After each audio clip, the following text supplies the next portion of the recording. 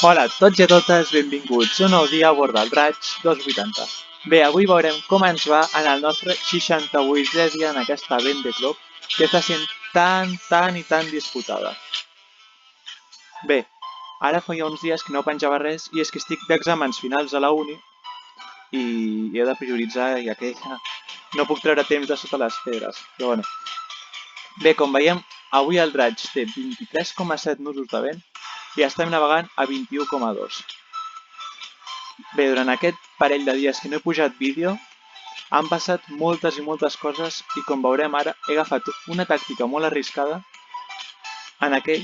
just en aquest punt, i me la vaig jugar moltíssim, ja que, com us vaig comentar abans, era molt clar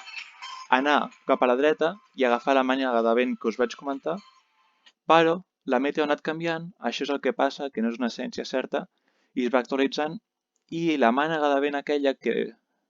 vam estar comentant durant uns vídeos anteriors, s'ha anat dissolent, ha baixat d'intensitat i en comptes de tenir els 23-25 nusos esperats, tenia 13-14 nusos. I això no ens sortia tan rentable. Llavors, vam prendre l'opció d'anar més cap al nord i anar a buscar un vent que venia, una borrasca que venia per aquí, per dalt de l'Atlàntic. I bé, com veieu, aquí va ser el punt de la decisió i vam anar pujant i aquí cap a la dreta. Ja un cop la vam agafar i portem uns dies anant entre 20 i 22 nusos de velocitat. Bé, com veieu ara anem a 21,7. O sigui, aquesta ha estat la tònica i, clar, per aquesta raó no hem passat pel mig de les Açores com havíem previst anteriorment. Com veiem, hem entrat a la recta final d'aquesta Vende Globe i estem a les últimes 24 hores que ja se'ns acaba. Però bueno, ha estat una molt bona vende i ara sí que hem de lluitar sigui com sigui per entrar en aquest top 5.000, perdó, que tant hem ansiat i bueno, que supera les expectatives inicials, però de lluny, ja que les meves expectatives era fer un top 15.000, un top 10.000, i em semblava impossible. I bé, jo preveia que aquesta vende la jugarien moltes persones jugant unes 200.000, 300.000, i és que, bueno, s'ha més que triplicat a l'anterior rècord del Virtual Regatta, que crec que estava amb 300.000 persones, o sigui, una bogeria la gent que ha participat d'aquesta vende, i ja com veieu, que les últimes 24 hores, que de fet recorrerem moltes milles, anirem a molt bona velo, ja que en 24 hores farem 500 milles, i ni tan mal. Bueno, ara aquí mirarem una mica la meteo. Com veiem, aquest vent fort del sud, doncs 23 nusos i tal, serà la tònica, ja que es va desplaçant cap a la dreta. I sí que a partir de les 24 hores, bueno, no, a nosaltres no ens afectarà. A les 24 hores, com veiem, es va dissolent, ja que toca en contacte amb el continent, amb Europa,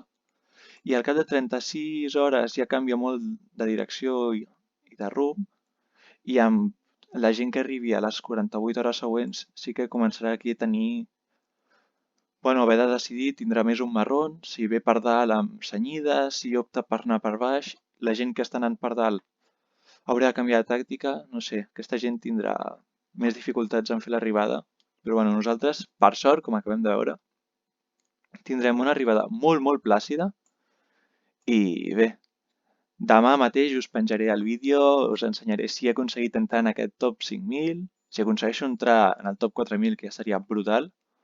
o si la lio pardíssima i quedo 15.000, no sé, ja veurem. Bé, bueno, m'agradaria demanar-vos a tothom que ha arribat aquí que si us plau li dongueu un super like en aquest vídeo que m'ajuda moltíssim i si us poguéssiu subscriure ja seria, bueno, brutal. Bé, anem a parlar ara dels vaixells reals, que hi ha hagut molts canvis respecte a l'últim vídeo. Per començar, hi ha hagut un canvi de liderat, un canvi de segona posició i bé, ha estat de bojos. Ara a la Pívia es troba en cap molt a prop de Brasil i seguit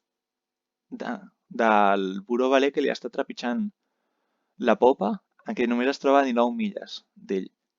Molt a prop, a la seva popa, trobem el Link Taut, seguit extremadament a prop del Sea Explorer, que el Boris Herman ha fet una remuntada increïble, però increïble, ja que anava en desena posició, novena i tal, havia baixat una mica el rendiment i aquest Atlàntic, bueno, s'està sortint. Aquí molt a prop trobem el primer dels barcos sense foils, que és el grup Apicil, que, bueno, ja us vaig dir que estava fent una venda de bojos i l'està rematant posant-se en aquest top 5 a falta de només de mig Atlàntic. Aquí trobem el Maitre Cock, que ha estat el gran desafavorit a la pujada de l'Atlàntic. Ha perdut el liderat i el top 5, ja que actualment es troba sisè. Però bueno, no li hem de treure cap mèrit al Regaton que s'ha marcat, ja que no era un dels favorits i durant molt de temps ha estat marcant aquí la sorpresa. Després, tot seguit, trobem a la seva popa d'aquest top 6 a l'Omia Water Family, que seria el segon classificat de vaixells sense foils, seguit de molt a prop pel Prismian Group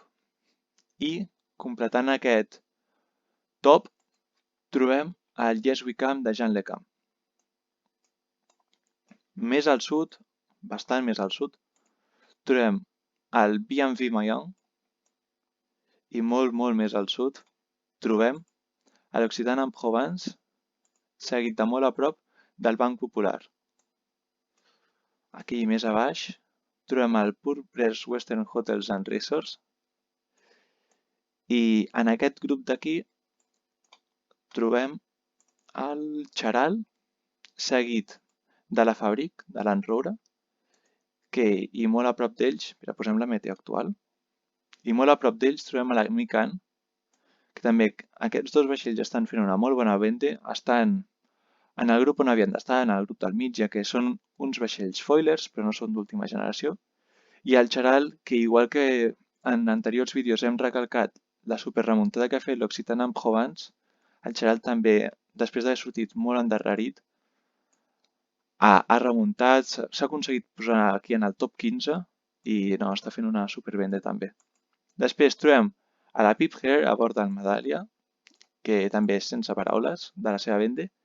I aquí trobem una de les altres notícies i és que el One Planet One Ocean ha aconseguit avançar el Times for Oceans, que bueno, que un vaixell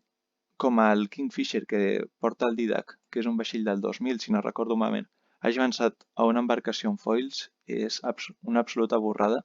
I a més el Didac ha passat Cabo de Hornos, si no recordo malament, 7 dies abans que l'anterior venda que havia fet ell. O sigui, s'està superant ell mateix, està fent una venda brutal.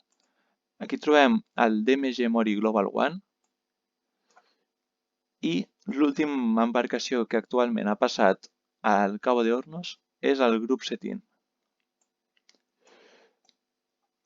Aquí, en els barcos en cap que encara es troben en el Pacífic, trobem el Campagne de France, seguit de molt a prop, com ha estat habitual les últimes setmanes, pel Campagne d'Ulit Giliti, i molt més a l'oest trobem el TC For My Planet, seguit de l'Stark,